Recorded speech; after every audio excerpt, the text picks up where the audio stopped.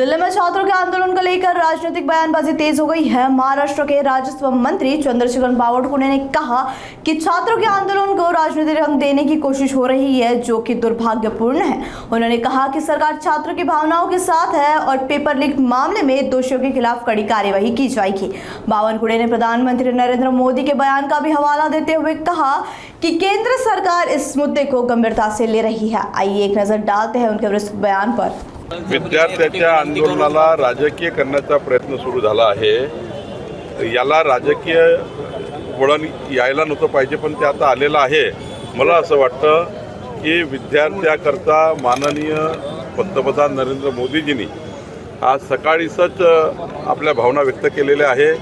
सर्वोपरी युवा आणि विद्यार्थी असं मोदीजींनी म्हटलं आहे आणि त्यामुळं या देशामध्ये युवकांच्या आणि विद्यार्थ्यांच्या प्रश्नाबद्दल माननीय पंतप्रधान नरेंद्र मोदीजींनी आमच्या सरकारने प्रचंड कडक पाऊल उचललेलं आहे।